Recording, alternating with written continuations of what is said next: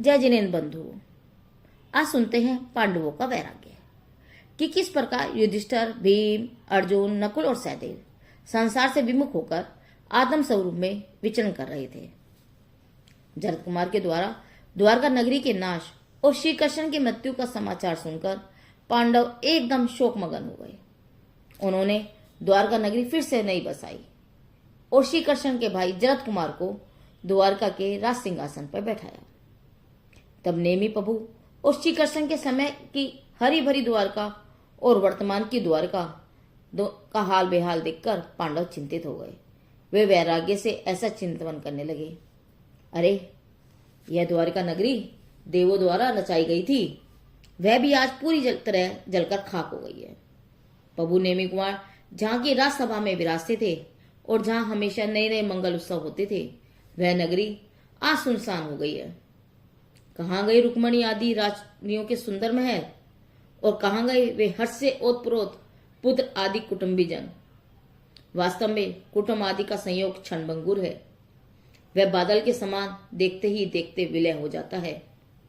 संयोग तो नदी के तीव्र प्रवाह के समान चंचल है, उन्हें स्थिर नहीं रखा जा सकता।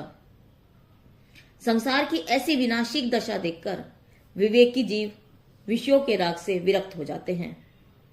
जो मूढ़ अज्ञानी जीव विषय सेवन में अपने को सुखी मानते हैं, वे आंखें होते हुए भी अंधे होकर दुख रूपी कुएं में गिरते हैं और दुर्गति में जाते हैं। खुजली के समान इंद्रिय विषयों के भोग का फल दुखदायक ही है और उनसे जीव को कभी तृप्ति नहीं मिलती। विषयों के त्याग और चैतन्य सुख के सेवन से ही इस जीव को तृप्ति मिल सकती है। 5 इंद्रियों के विषयों में लीन जीव 5 प्रकार के परिवर्तन रूप दीर्घ संसार में चक्कर लगाते हैं और मिथ्यात्व की वासना के कारण अपने हित अहित का विचार नहीं कर सकते तथा धर्म की तरफ उनकी रुचि भी जागृत नहीं होती। अतः मोक्ष मार्ग को चाहने वाले भव्य जीवों का मिथ्यात्व और विषय कषायों का त्याग करके सम्यक दर्शन ज्ञान चारित रूप धर्म प्राप्त करने का उद्यम करना चाहिए। इस प्रकार वैराग्य पूर्वक विचार करते करते वे पांडव द्वारका से प्रस्थान करके पल्लव देश में आए और वहां विराजमान श्री नेमिनाथ तीर्थंकर के दर्शन किए।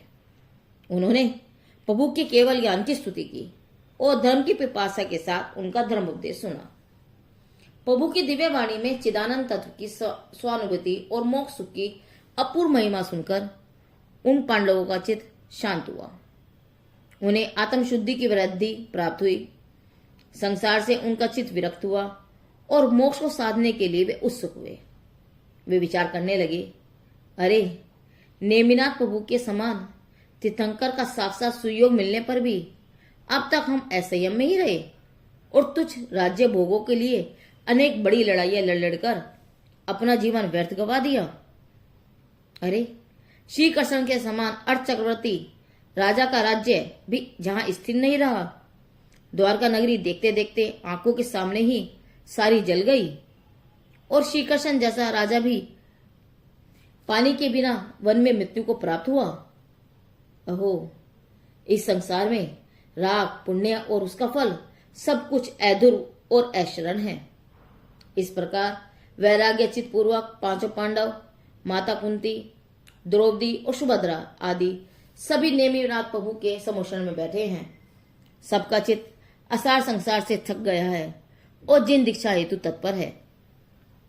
युधिष्ठिर, भीम, अर्जुन, नकुल और सहदेव ये 5 भाई जैन मुनि होकर आत्म ध्यान में लीन हुए और पंच परमेश्वरी पद को सुशोभित करने लगे।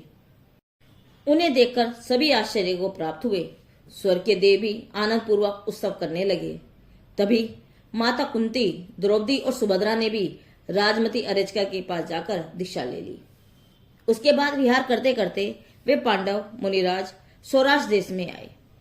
नेमिनाथ प्रभु की कल्याणक भूमि गिरनार की यात्रा की और थोड़े दिन वैराग्य भूमि सहस्त्र आम वन में रहकर आत्म ध्यान की उग्रता के साथ वीतरागता की वृद्धि की। बाद में शत्रुंजय छेद पर आकर निष्काम आत्म ध्यान करने लगे।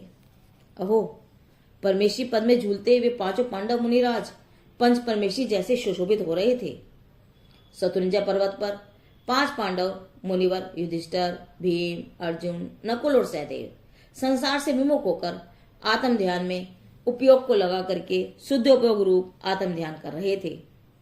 शत्रुमित्र के प्रति उन्हें संभाव था। उसी समय दुर्योधन के दुष्ट भांजे ने उन्हें देखा और इन लोगों ने ही मेरे मामा को मारा है, ऐसा विचार करके वैर बुद्धि से बदला लेने के लिए तत्पर हुआ। उस दुष्ट जीव ने भयंकर क्रोध पूर्वक लोहे के धधकते मुकुट आदि बनवाकर मुनिवरों के मस्तक पर पहनाकर घोर उपसर्ग किया। धधकते लोहे के मुकुटों से मुनिवरों का सिर जलने लगा, हाथ पैर जलने लगे, परंतु ऐसे घोर उपसर्ग के बीच भी वे मुनि भगवंत निस्वरूप से डिगे नहीं और 12 वैराग्य भावनाओं का चिंतन करने लगे। अग्नि के द्वारा जलते शरीर को देखकर उन धीरवीर पांडवों ने क्षमा रूपी जल का संचय किया। पंच परमेष्ठी और धर्म के चिंतन के द्वारा वे आत्म साधना में स्थिर हो गए। आत्मा में क्रोध अग्नि को प्रवेश नहीं होने दिया, जिससे वे जले नहीं। वे जानते थे कि यह अग्नि कभी भी हमारी आत्मा को नहीं जला सकती, क्योंकि आत्मा तो देह से भिन्न शुद्ध चैतन्य स्वरूपी अरूपी पदार्थ है। अग्नि इस मूर्तिक शरीर को भले ही जला दे, परंतु इससे हमारा क्या नुकसान है। इस प्रकार शरीर से भिन्न आत्मा के चिंतन के द्वारा महान उपसर्ग विजयी पांडव मुनिराजों ने ध्यान रूपी अग्नि प्रकट की। बाहर में शरीर जल रहा था और अंदर में ध्यान अग्नि के द्वारा कर्म भस्म हो रहे थे। उस समय वे पांडव मुनिवराज 12 वैराग्य भावना में भाने में तत्पर थे।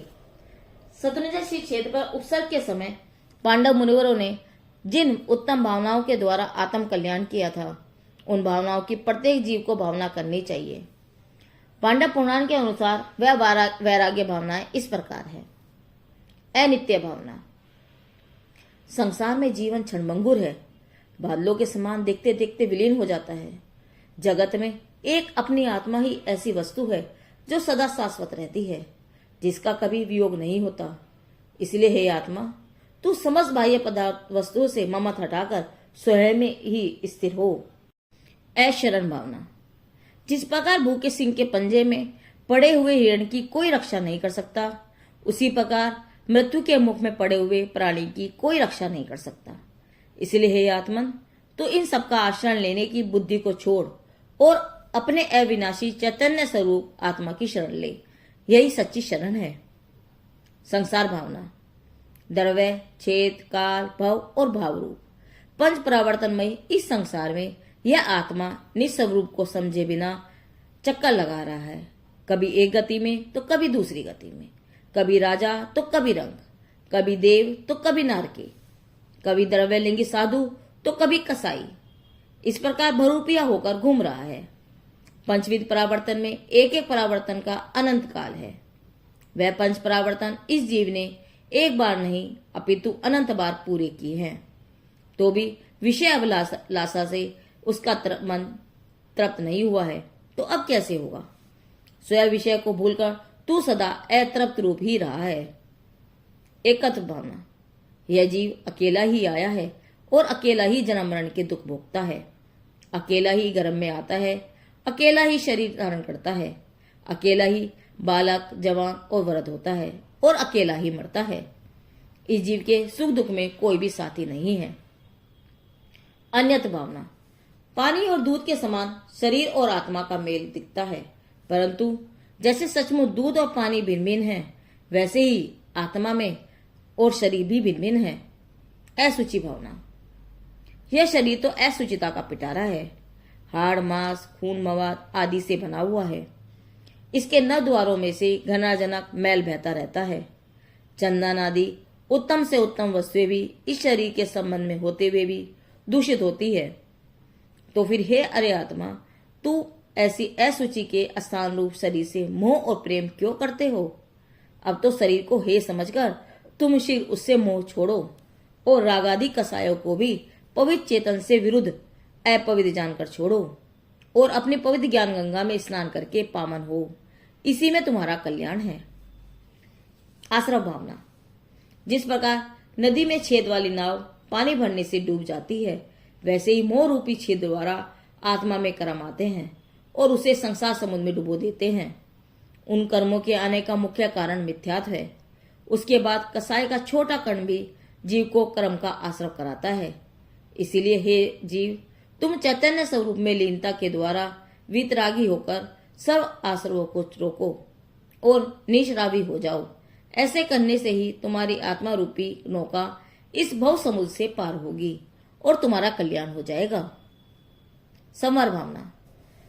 समय दर्शन पूर्वक आत्म ध्यान से ही संवर होता है। अहो, भव का नाश करने वाली अपूर्व आत्म भावना इसी क्षण भाव उपयोग रूप आत्मा को अनुभव में लेकर समस्त प्रभावों को नष्ट करो। चारित मोह की सेना का भी छपक श्रेणी आहरण कर सर्वथा नाश करो। निर्जरा भावना। समय दर्शन ज्ञान चारित और तप के द्वारा कर्मों की निर्जरा होती है। जिस प्रकार धधकती अग्नि में कढ़ाई का सभी पानी शोभित हो जाता है, उसी प्रकार उग्र आत्म भावना के प्रताप से विकार जल जाता है।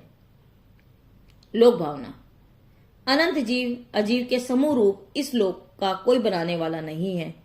यह लोक तो अनादि सिद्ध अर्थात अकृत्रिम और निरालंबी है।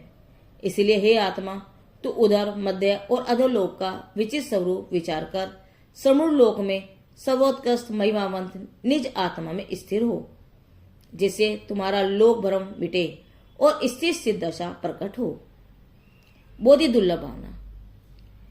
जीव को मनुष्य पर्याय, उत्तम कुल, निरोग शरीर, दीर्घ आयुष्य, जैन शासन, सत्संग और जिनवाणी का श्रवण, यह सब मिलना उत्तरोत्तर दुर्लभ है। इसीलिए हे आत्मा, तुम इस महादुर्लभ योग को प्राप्त कर अब अति अपूर्व आत्मबोध के लिए प्रयत्नशील हो जाओ। धर्म भावना। समय दर्शन ज्ञान रूपी जो धर्म है, उससे इस जीव को सुख की प्राप्ति होती है।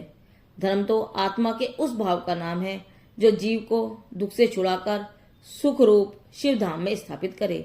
इसलिए हे आत्मा, तू भाव मोह से उत्पन्न हुए विकल्पों को छोड़कर शुद्ध चैतन्य रूप अपने आत्मा का दर्शन करके उसमें लीन हो जा। यही धर्म है, यही तुझे सुख रूप है।